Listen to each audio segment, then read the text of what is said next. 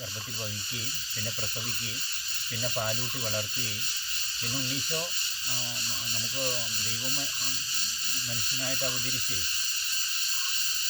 മനുഷ്യനായിട്ടിങ്ങനെ കിടക്കുന്ന ഒരു മനുഷ്യ ശിശുവിൻ്റെ നിങ്ങളെല്ലാവരും അമ്മമാരായിട്ടുണ്ടല്ലോ. അപ്പോൾ ഒരു ശിശുവിനെ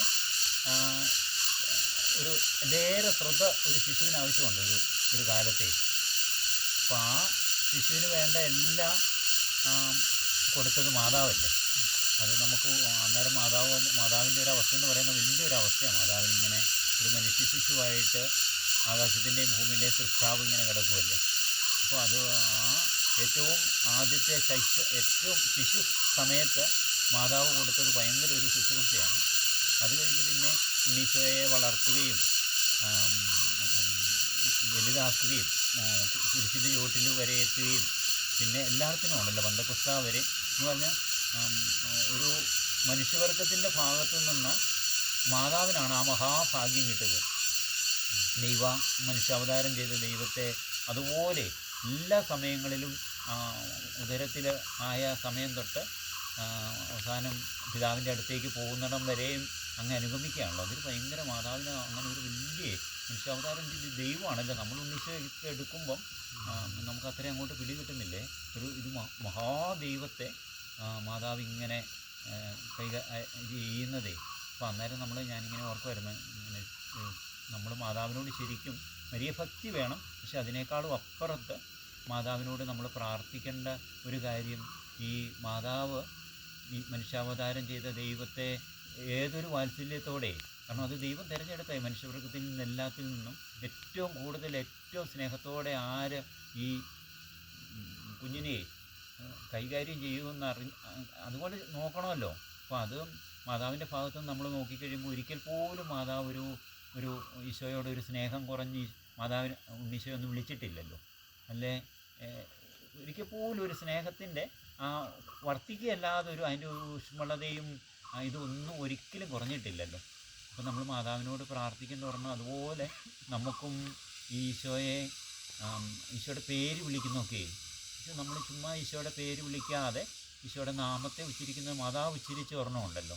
ഇത് എത്ര സ്വീറ്റായിരിക്കും, എത്ര ഒരു ആർദ്രതയും വാത്സല്യവും നിറഞ്ഞതായിരിക്കും ആ ഒരു വിളിക്ക്. അപ്പോൾ ആ ഒരു വലിയ സ്നേഹത്തോടുകൂടെ മാതാവിനെ വിളിക്കാൻ, മാതാവിനോട് പ്രാർത്ഥിച്ച് നമ്മൾ അതിനുള്ള ഒരു കൃപ നേടിയെടുക്കണം. അത് ഈശോയുടെ നാമമൊക്കെ നമുക്ക് ദൈവത്തിൻ്റെ കൂടെ നാമമല്ലേ അത് ആ നാമത്തെ നമ്മളെ എത്രമാത്രം സ്നേഹത്തോടെ നമ്മൾ വിളിക്കും, അതിന് അത്ര ഇതുണ്ട്. സിസിലെ ഫ്രാൻസിസൊക്കെ അങ്ങനെയായിരുന്നു. ഫ്രാൻസിസ് ഈശോയുടെ നാമം വിളിക്കുമ്പോഴത്തേനും ഫ്രാൻസിസിൻ്റെ ആദരത്തിൽ ഇങ്ങനെ വായിക്കകത്ത് തേൻ നിറയുമായിരുന്നാണ് പറഞ്ഞത്. എന്നിട്ട് ഇങ്ങനെ നാക്ക് കൊണ്ട് ഇങ്ങനെ ഈ നാവിനെ ഇത് ചെയ്യുക എല്ലാ പ്രാവശ്യവും വിളിക്കുമ്പോൾ. അപ്പം അങ്ങനെ ഒരു സ്നേഹം ഉണ്ടായിരുന്നേ. ഇങ്ങനെ അവിടെ നമ്മുടെ കൊല്ലത്തുനിന്ന് 2 കപ്പുച്ചിൻ, അന്ന് ഡീക്കന്മാരായി, ഇപ്പം അച്ഛന്മാരായി. അപ്പോൾ അവർ 2 പേര് ഇവിടെ വന്നപ്പം അവർ പറഞ്ഞൊരു കാര്യം, ഞാൻ ഈ കാര്യം പറഞ്ഞു, ഫ്രാൻസിസിൻ്റെ ഈ കാര്യം പറഞ്ഞപ്പം ഒരു ബ്രദർ അവിടെ സെമിനാരി പോകുന്നതിന് മുമ്പ് തന്നെ ഉണ്ടായ അനുഭവമാണ്. ഒരു ദിവസം മുട്ടയിൽ നിന്നിട്ട് കൊന്തയെടുത്തിട്ട് ഈശോയുടെ നാമം സ്നേഹപൂർവ്വേ ഒരു മണിക്കൂർ നിന്ന് 10,000 പ്രാവശ്യങ്ങൾ നമുക്ക് ഉച്ചരിക്കാം. ഇത്രയും പ്രാവശ്യം ഇങ്ങനെ ഉച്ചരിച്ചപ്പോഴത്തേനും ശരിക്കും വായിക്കാത്ത തേൻ നിറഞ്ഞെന്നാണ് പറഞ്ഞത്. അങ്ങനെ നമ്മൾ അങ്ങനെ അന്ന് ഫ്രാൻസിസിൻ്റെ നമ്മൾ കേട്ട് വിശ്വസിക്കുന്നുണ്ട്. പക്ഷേ ഇന്ന് ഇങ്ങനെ മനുഷ്യർ വിളിച്ചപ്പോഴേ അങ്ങനെ അത് പുള്ളി പിന്നെ പരീക്ഷിച്ചെന്നാണ് പറയുന്നത്. ഇങ്ങനെ ബാക്കി തേനൊക്കെ കുടിക്കുമ്പോൾ അതിച്ചിരി കഴിയുമ്പോഴത്തേനും അതിനൊരു കമർപ്പോ ഇത് വരുമല്ലോ. പക്ഷേ ഈ ഈശോയുടെ നാമം വിളിച്ചുണ്ടായ ആ മാധുര്യം, തേനിൻ്റെ മാധുര്യം അത് നിലനിൽക്കുകയാണ് ചെയ്തതെന്ന് പറഞ്ഞത്. ഇപ്പോൾ ഇല്ലായിരിക്കും, കുറേ കാലത്തേനേ. അപ്പം അങ്ങനെ ഒരെണ്ണം കൂടെ, അപ്പം നമുക്കും അങ്ങനെ ഞാൻ പറഞ്ഞത് നമുക്ക് ആ തേനനുഭവം ഉണ്ടാകാൻ വേണ്ടിയല്ല, ഈശോയുടെ നാമത്തെ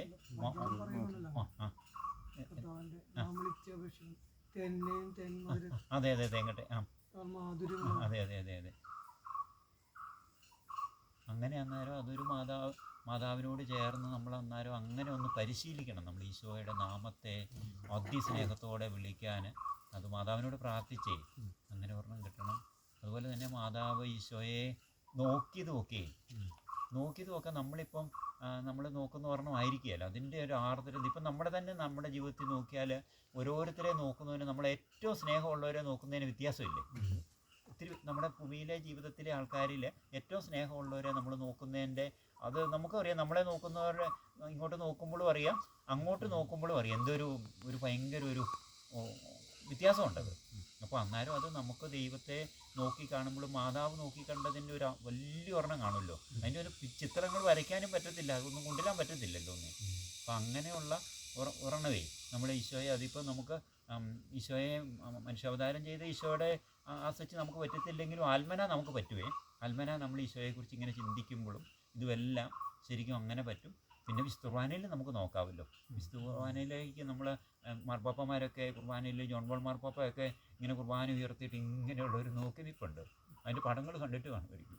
എന്ത് സ്നേഹത്തോടെയാണെന്നറിയോ, ഒരു കാസ എടുത്തിട്ട് ഇങ്ങനെ ഒരു നിപ്പുണ്ട്, ചില പടങ്ങളുണ്ട് അങ്ങനെ. അത് പടത്തിലൊന്നും അധികം വന്നിട്ട് കാണത്തില്ലേ.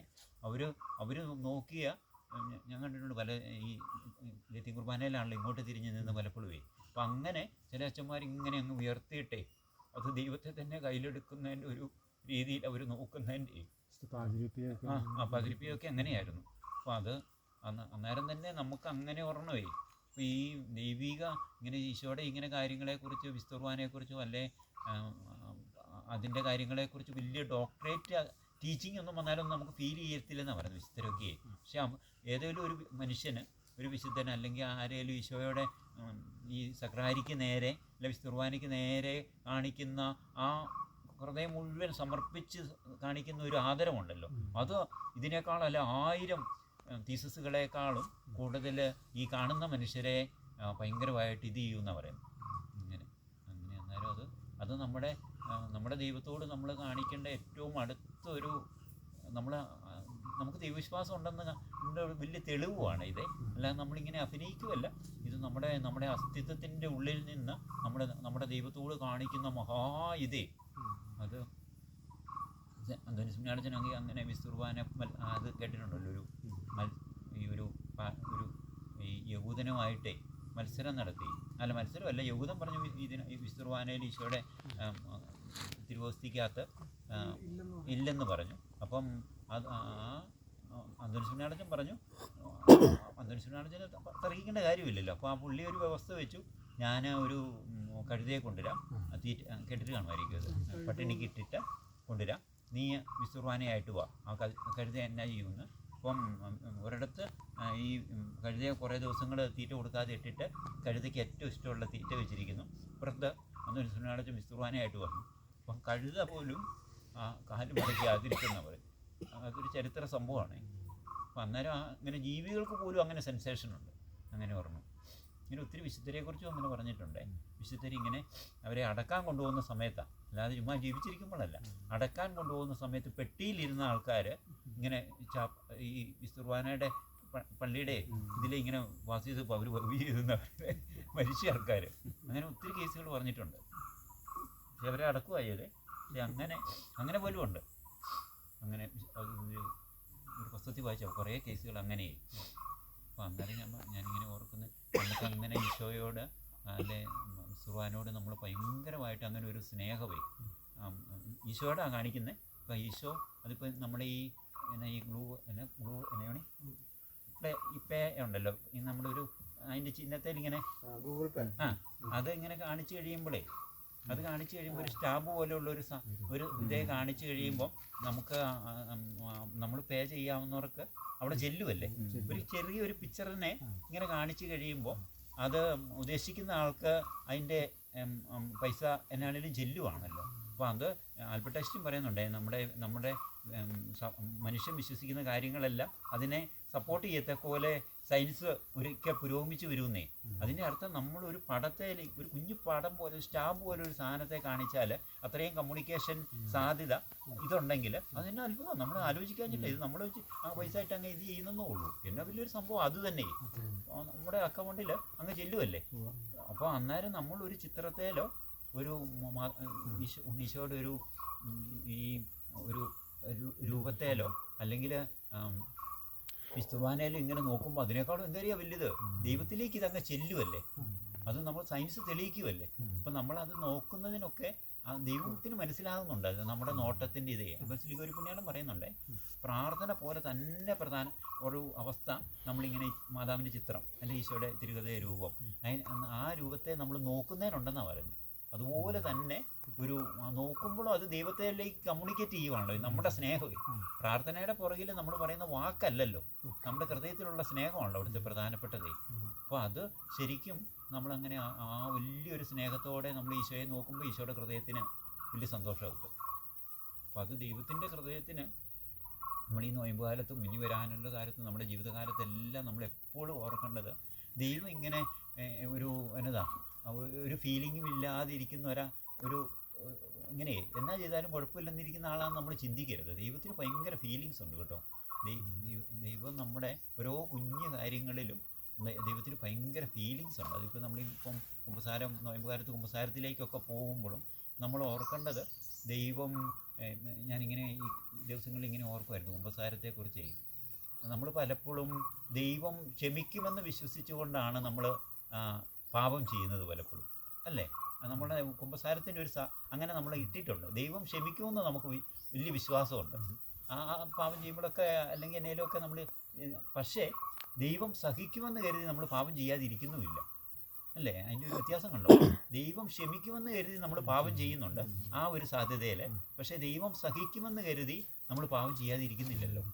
കാരണം അത് ദൈവത്തിൻ്റെ ഹൃദയത്തെ വേദനിപ്പിക്കുന്നു, നമ്മുടെ ഒരു കുഞ്ഞു പാപം പോലും.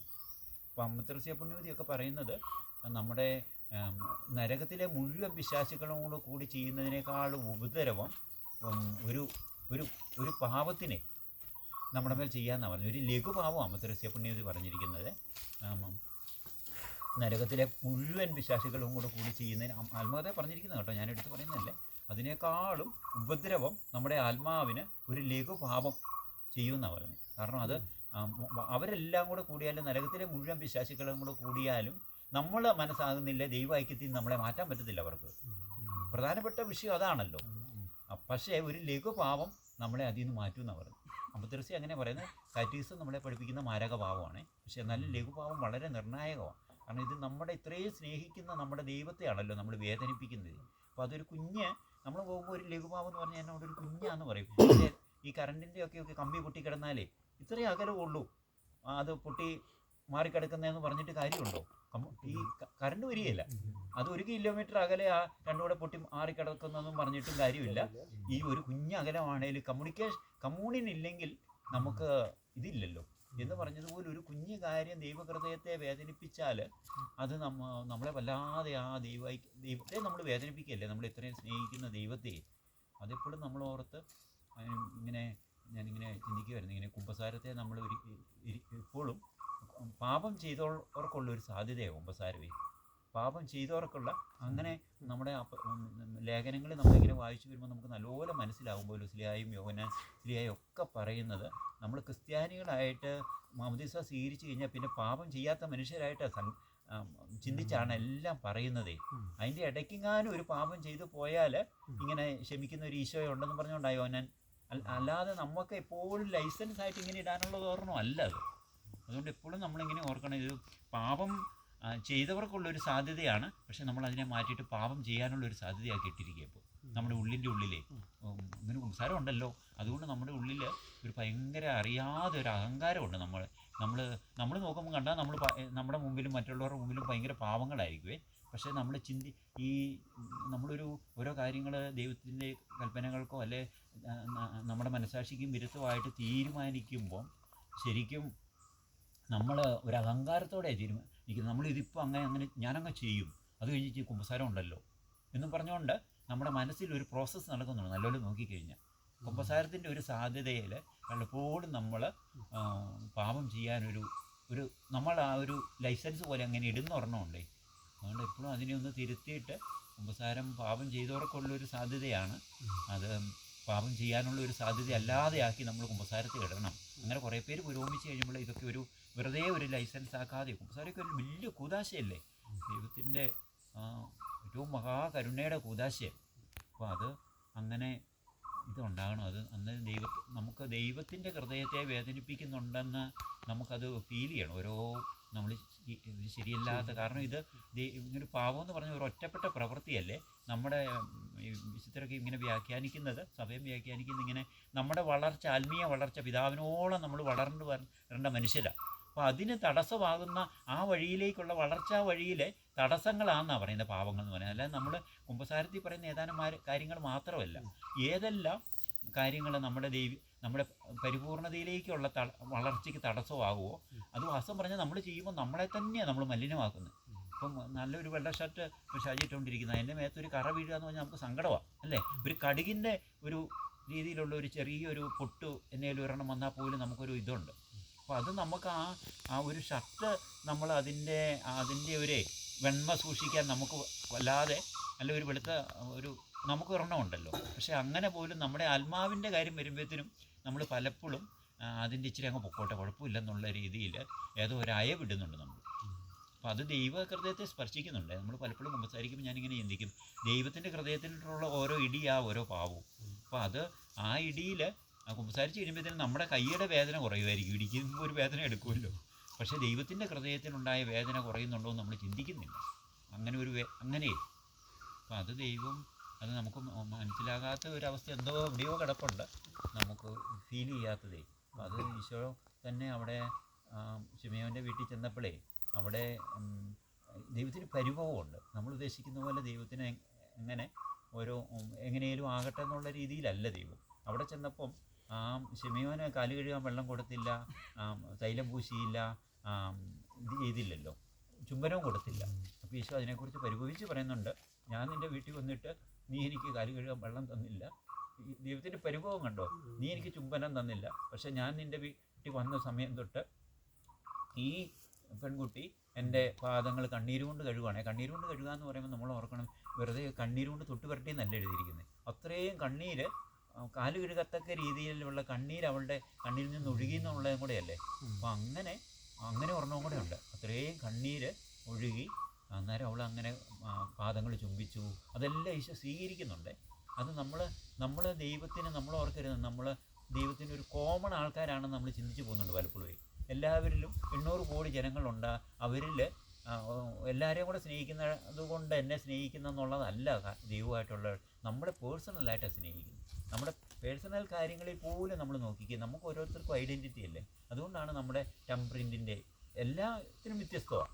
കണ്ണുകളുടെ അതാണല്ലോ ആധാർ കാർഡിലൊക്കെ കണ്ണെടുക്കുന്നത്. ഇതിൻ്റെ അർത്ഥം ഈ 800 കോടി ജനങ്ങളുടെയും കണ്ണുകൾ വ്യത്യസ്തമാണ്.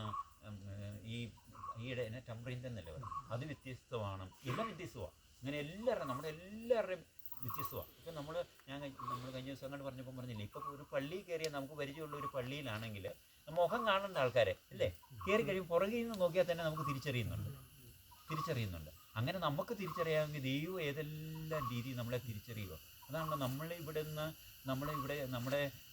കിടക്കയിലല്ല നമ്മുടെ ജീവിതത്തിൻ്റെ ഇതെല്ലാം കൂടി ദൈവത്തോട് പറയാൻ പറ്റാത്ത രീതിയിൽ, വാക്കുകളോട് പറയാൻ പറ്റാത്ത രീതിയിൽ നമ്മളിൽ നിന്നൊരു നെടുവീർപ്പുണ്ടാകുമ്പോൾ, ഇത് നമ്മുടെ നെടുവീർപ്പാണ്. ഈ നെടുവീർപ്പിനകത്ത് നമ്മൾ പറയാൻ പറ്റാത്ത അവാച്യമായ കാര്യങ്ങൾ, അങ്ങനെയുള്ള വചനത്തിൽ പറയുന്നുണ്ടല്ലോ, അവാച്യമായ കാര്യങ്ങൾ ഈ നെടുവീർപ്പിലുണ്ടെന്ന് ദൈവത്തിന് മനസ്സിലാകുമല്ലേ. ദൈവം അതിനെ ഇത് ചെയ്തിട്ടേ ഇതെന്നാ ഇവൻ പറയാൻ ഉദ്ദേശിച്ചേ, നമുക്ക് വാക്ക് കാണുകയില്ല. പക്ഷേ ഈ നെടുവീർപ്പിനകത്ത് ദൈവം ഇതിനകത്തുനിന്ന് നമ്മുടെ നെടുവീർപ്പിനകത്തുനിന്ന് ഇതെല്ലാം എടുത്ത് മനസ്സിലാക്കുന്നുണ്ട്. അപ്പം അങ്ങനെ ഒരു ദൈവമേ ഇങ്ങനെ നമ്മളെ പേഴ്സണലായിട്ട് ഓരോരുത്തരെയും കരുതുന്ന, ഓരോരുത്തരെയും സ്നേഹിച്ച് എല്ലാവരെയും സ്നേഹിക്കുന്ന ദൈവമാണ്. എല്ലാവരെയും സ്നേഹിക്കുന്നത് കൊണ്ട് നമ്മൾ ഓരോരുത്തരെയും സ്നേഹിക്കുന്നതല്ല, ഓരോരുത്തരെയും സ്നേഹിച്ചിട്ട് എല്ലാവരെയും സ്നേഹിക്കുന്ന ഒരു ദൈവമാണ്. അതുകൊണ്ട് നമ്മൾ ഈ നല്ല ഇടയൻ്റെ ഇതിനകത്തൊക്കെ പറയുന്നത്, ഇടയന് 100 ആടുണ്ടായിട്ടും 99 നിർത്തിയിട്ട് ഒന്നിനെ അന്വേഷിച്ച് പോകുമല്ലേ. അപ്പോൾ ആ ഒന്നിനോട് ഒരെണ്ണമുണ്ട്, ഒന്നിനോട് വലിയൊരു സ്നേഹം ദൈവത്തിനുണ്ട്. അല്ലെങ്കിൽ ഇതിനെ വിടുവല്ല എന്ന് പറഞ്ഞാൽ അതിനകത്ത് ഞാൻ മുകളിൽ ഇങ്ങനെ ലിംഗത്തോട്ടും നിന്നപ്പോൾ ഒരിക്കലും ഇതിൻ്റെ വെളിച്ചം പെട്ടെന്ന് ഇങ്ങനെ കിട്ടിയതാണ് ഈ വചനത്തിൻ്റെ. അത് ഞാൻ വല്ലാതെ അങ്ങ് കാറിപ്പോയി. കാരണം ഈ ഒരാടിനെ തപ്പി നമ്മൾ ആ ഇടയം പോകുന്നില്ലെങ്കിൽ അവിടെ നിൽക്കുന്ന എല്ലാ ആടുകളും ചിന്തിക്കും ഞാൻ പോയാൽ പുള്ളി വരികയായിരുന്നു. അങ്ങനെ ഒരെണ്ണമുണ്ട് ഇപ്പോഴും. അതുകൊണ്ട് വാസ്തവം പറഞ്ഞാൽ ഈ പോയ ആടിനെ അന്വേഷിച്ച് പോകുക എന്ന് പറയുന്നത് അവിടെ നിൽക്കുന്ന എല്ലാവരോടുമുള്ള ദൈവത്തിൻ്റെ ഒരു കരുതലാണ്. അപ്പോൾ നമുക്കും ഒരു ഉറപ്പാണ്, ഞാൻ നഷ്ടപ്പെട്ട് പോയാലും എന്നെ അന്വേഷിച്ച് വരാനൊരു ഇടയനുണ്ട്. ആ ഇടയൻ നമ്മൾ പറയുന്നത് പോലെ എവിടെയെങ്കിലും തപ്പി പുലി പിടിച്ചതിൻ്റെ അതിൻ്റെ വാക്കി കിടക്കുന്ന ഒരു ആടിൻ്റെ ഒരു ഭാഗത്തെ ചക്കയാടിനെ തേടിയല്ലല്ലോ പോകുന്നത്. ഈ ഇടയനൊരു ദൈവവും കൂടെ ആയതുകൊണ്ട് ഈ ആട് ചാകാതിരിക്കാനും നോക്കാനുള്ള കഴിവുണ്ട്. ഇപ്പം ആ ഇടയന് ശരിക്കും നമ്മളെ കണ്ടെത്തും. അങ്ങനെ നമുക്കതൊരു ഭയങ്കര നമ്മളും അങ്ങനെ കൊടുക്കേണ്ടതാണ്. ഇതൊരു എക്സ്പീരിയൻസ് മറ്റുള്ളവർക്ക്, നമ്മുടെ ഒരു സാന്നിധ്യം മറ്റുള്ളവർക്ക്, നമ്മുടെ വീട്ടുകാർക്ക് നമ്മളുണ്ട്. അല്ലെങ്കിൽ അവരാണേലും അവർ ചിലപ്പം ചിന്തിക്കുന്നതാണായിരിക്കും നമുക്ക് എന്തെങ്കിലും പറ്റിയാലും നമ്മളെ മൈൻഡ് ചെയ്യാലെന്നേ വീട്ടിലുള്ളവർ പോലും ചിലപ്പം ചിന്തിക്കുന്ന ഒരു അവസ്ഥയാണ്. പക്ഷേ അങ്ങനെ ഒരെണ്ണം ഇടാതെ നമ്മൾ ശരിക്കും തെരേസയൊക്കെ ജീവിച്ചിരുന്നപ്പം കൽക്കട്ടയിലുണ്ടായിരുന്നൊരു ഫീൽ അതാണെന്നാണ് പറയുന്നത്. അപ്പോൾ അവിടെ മദർ എല്ലാവർക്കും ഒന്നും പോയി ശുശ്രൂഷ ചെയ്തില്ല.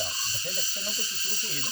എന്നാലും പിന്നെ ജനങ്ങൾ പിന്നെയും കിടക്കുവാണല്ലോ. അപ്പോൾ പക്ഷേ അവർക്കെല്ലാം മദറിൻ്റെ ശുശ്രൂഷ അന്ന് കിട്ടിയില്ലായിരുന്നെങ്കിലും അവർക്കൊരു ഉറപ്പുണ്ടായിരുന്നു, എന്നെ കൊണ്ട് കളഞ്ഞാലും എന്നെ എടുക്കാനൊരമ്മയുണ്ട്, അല്ലെ അമ്മയുടെ ഒരു കൂട്ടുകാരുണ്ട്, സിസ്റ്റേഴ്സ് ഉണ്ടെന്നേ. അത് ഭയങ്കര ഒരു ഉറപ്പാണ്. അത് നമ്മളെല്ലാം കൊടുക്കേണ്ട ഒരു ഉറപ്പാണ്. മനുഷ്യവർഗത്തിന് നമ്മുടെ മേഖലയിലേലും കൊടുക്കേണ്ട ഒരു ഉറപ്പാണ്. ഒരാളുണ്ടായിരിക്കുക, എവിടെയെങ്കിലും ഒരു പരിക്ക് പറ്റിയാൽ എടുത്തുകൊണ്ട് പോകാൻ ഒരാളുണ്ടായിരിക്കുക. അപ്പോൾ പലപ്പോഴും ബൈക്കിൽ പോകുന്നവർ അങ്ങനെയുള്ളവരെല്ലാം ചിന്തിക്കുന്നുണ്ട്, എനിക്കൊരു പരിക്ക് പറ്റിയാൽ ആൾക്കാർ കാണും. നമ്മൾ കേൾക്കുന്നതൊക്കെ പലപ്പോഴും എടുത്തുകൊണ്ട് പോകുന്നുണ്ട്, പക്ഷെ പലപ്പോഴും അല്ലാതെയും കേൾക്കുന്നുണ്ടല്ലോ. അപ്പോൾ അതിൻ്റെ മനുഷ്യൻ്റെ മനസ്സിലൊരു ഭയമുണ്ട്, അങ്ങനെ നമ്മളെ കരുതുവോന്നേ. അപ്പം അങ്ങനെയുള്ളൊരു ദൈവത്തെ നമ്മൾ ഭയങ്കരമായിട്ട് നമ്മുടെ വ്യക്തിപരമായ ഒരു സ്നേഹം കൊടുക്കണം. അത് പൗലോസ്ലീഹ എന്നെ സ്നേഹിക്കുകയും എനിക്ക് വേണ്ടി സമർപ്പിക്കുകയും ചെയ്ത ദൈവപുത്രന് വേണ്ടിയാണ് എൻ്റെ ജീവിതം ഇനിയുന്നത്. അപ്പം അത് ഞാനെന്നുള്ള ഇതാണ് ഉപയോഗിച്ചിരിക്കുന്നത്. എന്നെ സ്നേഹിക്കുകയും എല്ലാവരെയും സ്നേഹിക്കുക എന്നുള്ള, എന്നെ സ്നേഹിക്കുകയും എനിക്ക് വേണ്ടി സമർപ്പിക്കുകയും ചെയ്ത ദൈവപുത്രന് വേണ്ടിയാണ് എൻ്റെ ഇനിയുള്ള ജീവിതമെന്നേ.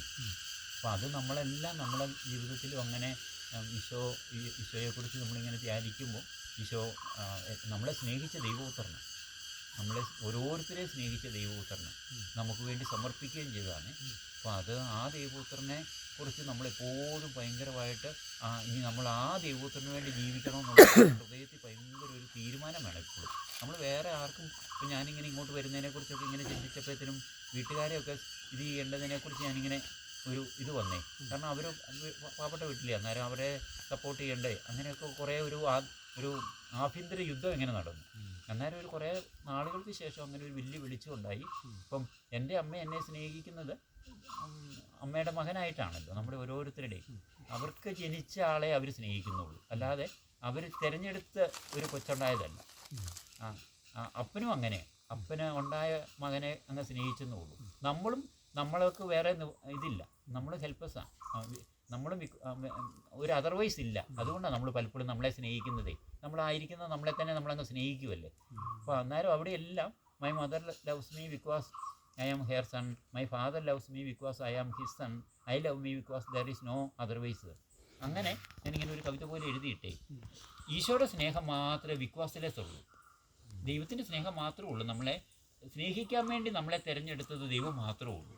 അങ്ങനെ ഒരു വെളിച്ചം കിട്ടിയപ്പോഴത്തേനും ഭയങ്കരമായിട്ട് ഇങ്ങനെ ഇങ്ങനെ അവരെ ദൈവം നോക്കും, പക്ഷേ ഭയങ്കരമായിട്ട് സമർപ്പിക്കാൻ ഭയങ്കര ഒരു എണ്ണം കിട്ടിയേ. നമ്മളെ നല്ലപോലെ നോക്കിക്കഴിഞ്ഞാൽ ബാക്കിയെല്ലാം നമുക്ക് കിട്ടിയിരിക്കുന്ന എല്ലാം ഒരുതരം ബൈ ചാൻസുകളാണ്. പക്ഷേ ബൈ ചോയ്സ് ആയിട്ട് നമ്മളെ സ്നേഹിക്കാൻ വേണ്ടി നമുക്ക് ജന്മം തന്നത്, അമ്മയുടെ ഉദരത്തിലൊക്കെ ഉരുവാക്കിയത് വേറെ ആരുമല്ല, ദൈവമല്ലേ. അമ്മയുടെ ഉദരത്തിൽ നിന്ന് എടുക്കുന്നത് നേഴ്സുമാരും വൈറ്റാട്ടിമാരും അങ്ങനെയൊന്നുമല്ല. വചനം പറഞ്ഞിരിക്കുന്ന എന്നെ അമ്മയുടെ ഉദരത്തിൽ നിന്ന് എടുത്ത ദൈവമാണെന്ന് പറഞ്ഞുകൊണ്ടല്ലേ പറയുന്നത്. നമ്മൾ പറയുന്നത് നമ്മുടെ വൈറ്റാട്ടിയും ഇവരുമൊക്കെ ദൈവം തന്നെയാണ്. അപ്പോൾ അത്രയും നമ്മളെ അമ്മയുടെ ഉദരത്തിൽ നിന്ന് പോലും, അമ്മയുടെ ഉദരത്തിൽ എനിക്ക് രൂപം നൽകിയതും എല്ലാം ദൈവമാണെന്ന് പറയുന്നുണ്ട്. അപ്പം നമ്മുടെ ഉദരത്തിൽ ഇങ്ങനെ ഒരു സീഡ് പോലെ, നമ്മളൊരു കപ്പ നടുന്നത് പോലെ നമ്മൾ ഉദരത്തിൽ ഒരു സീഡ് സ്വീകരിച്ചെന്നേ ഉള്ളൂ. ബാക്കി എല്ലാം ദൈവമാണ് ചെയ്തിരിക്കുന്നത് നമുക്ക് വേണ്ടി. നമുക്കൊരു നല്ല രൂപം തന്നത്, നമ്മളെ എല്ലാം ചെയ്തിരിക്കുന്നതേ. നമ്മളൊന്ന് ഓർത്ത് നോക്കിയ ദൈവത്തിൻ്റെ ഒരു കുഞ്ഞ്, നമ്മുടെ നഗ്നനേത്രങ്ങൾക്ക് പോലും കാണാൻ പറ്റാത്ത ഉദരത്തിലുണ്ടാകുന്ന ഒരെണ്ണത്തിൽ നിന്നാണ് പിന്നെ അത് കുഞ്ഞുണ്ടായി കഴിയുമ്പോഴത്തേനും ഒന്ന് ഓർത്ത് നമുക്ക് കാണത്തില്ല ആദ്യം.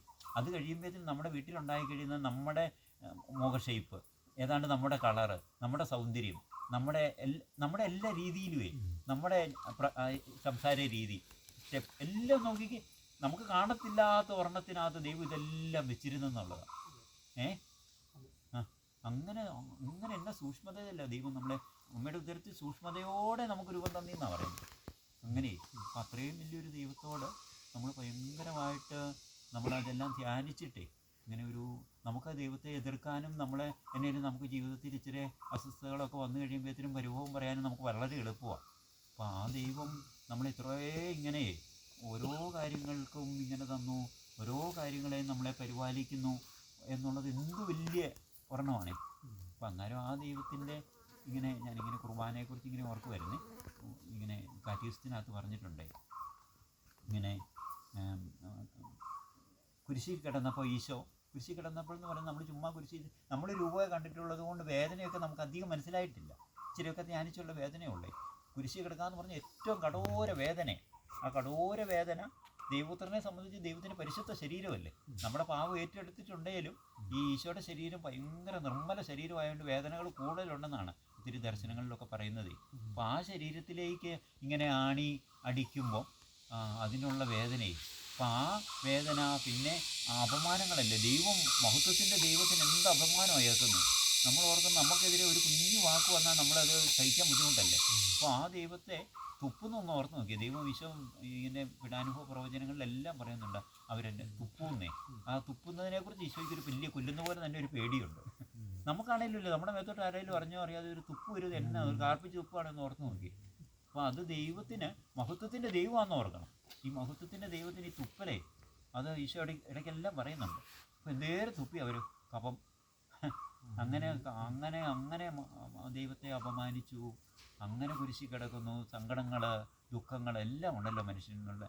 എൻ്റെ ആത്മാവ് മരണത്തോളം ദുഃഖിതമാണെന്ന് പറഞ്ഞില്ലേ. അപ്പോൾ അത്രയും ഒരു ദുഃഖമുണ്ട് ഈശോയ്ക്ക്. അതെല്ലാത്തിൻ്റെ മധ്യത്തിലാണ് ഈ കാറ്റീസം പഠിപ്പിക്കുന്നത്. അതങ്ങനെ സംഭവിച്ചെന്ന് പറയുന്നത് വിശുദ്ധരെല്ലാം പഠിപ്പിക്കുന്നത്. ഈ നമ്മളെ എല്ലാവരും മനുഷ്യവർഗത്തിലെ ആദ്യ മനുഷ്യൻ തൊട്ട് ഉണ്ടാകാനിരിക്കുന്ന അവസാന മനുഷ്യനെ വരെയും ഈശോ അറിയുകയും സ്നേഹിക്കുകയും ചെയ്തെന്നാണ് പറയുന്നത്. അത് വലിയ ഒരെണ്ണമാണ്. നമ്മളെ അറിയുകയും സ്നേഹിക്കുകയും ചെയ്യുക എന്ന് പറയുന്നത് വലിയ സംഭവമാണ്. അത് കുരിശി കിടന്നപ്പോഴേ ഇപ്പം നമുക്കൊരു തലവേദനയുണ്ട്, ഒരാൾക്ക് വേണ്ടി പ്രാർത്ഥിക്കാൻ നല്ല ബുദ്ധിമുട്ടുണ്ട്, അല്ലെ നല്ലവരൊന്ന് ചിരിച്ച് പറയാന്നേ അവരൊന്ന് കരുതാനൊക്കെ നല്ല നമ്മളങ്ങ് ഇത് ചെയ്യുമോ. ഞാൻ എൻ്റെ ഇത് വെച്ച് പറയുന്നതാണ്, നല്ല ബുദ്ധിമുട്ടാണ്. പക്ഷേ ഈശോ കുരിശി കിടന്നപ്പോൾ ഇത്രയും വേദനയുടെ കഠോര വേദനയുടെ മധ്യത്തിൽ നമ്മൾ ഓരോരുത്തരെയും അറിയുകയും സ്നേഹിക്കുകയും ചെയ്തു. അപ്പോൾ അത് കുരിശി കിടന്നപ്പോൾ അങ്ങനെയാണല്ലോ. അതിൻ്റെ ആൻറ്റിസിപ്പേഷനാണ് കുർബാന എന്നാണ് പറയുന്നത്. കുർബാന ആദ്യം സ്ഥാപിച്ചെങ്കിലും നടക്കാനിരിക്കുന്നതാണ് സ്ഥാപിച്ചത്. അങ്ങനെയല്ലേ പറയുന്നത്. ഇത് കുരിശിൽ അർപ്പിക്കപ്പെടാനിരിക്കുന്ന എൻ്റെ ശരീരം, ഇത് കുരിശിൽ ചിന്തപ്പെടാനിരിക്കുന്ന എൻ്റെ രക്തം എന്നാണ് പറയുന്നത്. അപ്പം അന്നേരത്തെ അല്ല ഈശോ കൊടുക്കുന്നത്, അന്നേരത്തെ ശരീരവും അന്നേരത്തെ രക്തവും അല്ല കൊടുക്കുന്നത് ഈശോ. കുരിശിൽ പാപമോചനത്തിന് വേണ്ടി അർപ്പിക്കാനിരുന്ന ശരീരവും ചിന്തപ്പെടാനിരുന്ന രക്തമാണ് കൊടുക്കുന്നത്. അത് ഭയങ്കര ഒരു ഇതാണ്. അപ്പം അത് ശരിക്കും അതിനു മുമ്പേ ഈശോ പെസഹ ബലിയിൽ വിശുർബാനയിൽ അത് ഇത് ചെയ്യുമല്ലേ.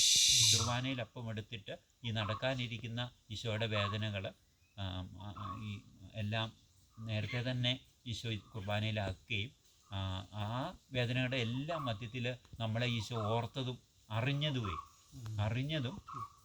ഈ കുർബാനയിൽ ആകുമല്ലേ. ഇപ്പം നമ്മൾ ഈ ഓരോ ദിവസവും 5 ലക്ഷത്തോളം അടുത്ത് വേറെ റെഫർ ചെയ്ത കുർബാന ഇല്ലെന്ന് അത്രയും ഉണ്ട്.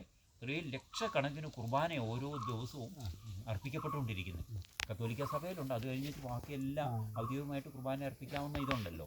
കുർബാന യോഗ്യതയോടെ അർപ്പിക്കുന്ന കമ്മ്യൂണിറ്റികൾ വലിയ ലക്ഷക്കണക്കിനുണ്ട്. പിന്നെ അപ്പം ഓരോ ദിവസവും ലക്ഷക്കണക്കിന് കുർബാന അർപ്പിച്ചുകൊണ്ടിരിക്കുക. ഇപ്പം നമ്മൾ പറയുമ്പോൾ ഒരു 1000 കണക്കിന് കുർബാന അർപ്പിച്ചുകൊണ്ടിരിക്കുകയാണ്. ഈ കുർബാനയല്ല ഈശോ സ്ഥാപിച്ചതിൻ്റെ വലിയ ഒരെണ്ണമെന്ന് പറയുന്നത് ശരിക്കും നമ്മളെ അന്ന് ഒരു പ്രാവശ്യം കുരിശി കിടന്ന് അറിയുകയും സ്നേഹിക്കുകയും ചെയ്തത് ഈ വിസ്തുർബാനയിൽ ഓരോ നിമിഷവും അനവധി പ്രാവശ്യം നമ്മളെ അറിയാനും സ്നേഹിക്കാനും വേണ്ടി ഈശോ സ്ഥാപിച്ച കൂദാശയാണ്. അത് ദൈവത്തിൻ്റെ ഒരു പ്രാന്താണ്. ഈശോയുടെ നമ്മളെ ഓരോ നിമിഷവും, അല്ലെങ്കിൽ നമുക്കൊരു നിമിഷം ഒരാളെ ഒരു പ്രാവശ്യം പറ്റത്തുള്ളൂ. ഓരോ നിമിഷവും നമ്മളെ ഈശോ അനവധി പ്രാവശ്യം 1000 കണക്കിന് പ്രാവശ്യം അറിഞ്ഞുകൊണ്ട് സ്നേഹിച്ചുകൊണ്ടിരിക്കുക ഓരോരുത്തരെയും കേട്ടോ. അത് ദൈവത്തിന് സാധ്യമാണ്. ദൈവത്തിൻ്റെ സ്നേഹം അങ്ങനെയാണ്, നമുക്ക് ഊഹിക്കാൻ പറ്റാത്ത വിധം. നമ്മൾ ധ്യാനിച്ചാൽ മരിച്ചു പോകത്തുള്ളൂ. അതിൻ്റെ ഇച്ചിരി അകലെയൊക്കെ അങ്ങനെയാണ്. ഇത്രയും വലിയ സ്നേഹം. അപ്പം വിസ്തുർബാന എന്ന് പറയുന്നത് അതാ. ദൈവത്തിൻ്റെ തമയത്തിൽ പറയുന്നുണ്ട്, സമയമാവുന്നതിന് മുമ്പ് നിങ്ങളെൻ്റെ പ്രേമത്തെ ഉണർത്തരുതെന്ന്. കുരിശ് ശരിക്കും ഈശോയുടെ പ്രേമം ഉണർന്നു.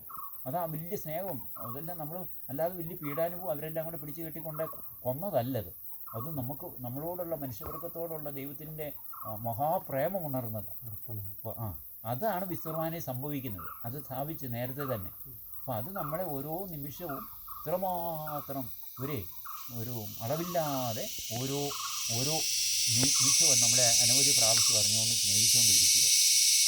അപ്പോൾ ആ സ്നേഹത്തെ നമ്മൾ ഓർക്കുകയും വിസ്തുർവാനെ നിൽക്കുമ്പോഴേ ഞാൻ ഈയിടെ ഓർക്ക് വരുന്നേ, ഇപ്പം നമ്മൾ ഇങ്ങനെ പറയുമ്പോഴും ഓരോ ലക്ഷക്കണക്കിന് കുർബാന അർപ്പിക്കുന്നത് കൊണ്ട് 24 മണിക്കൂറിനെ ഒരു മിനിറ്റ് എടുക്കാം. 1 മിനിറ്റിലാണ് ഓരോ വചനങ്ങൾ ഇങ്ങനെ പറയാവുന്നേ കുർബാനയുടെ.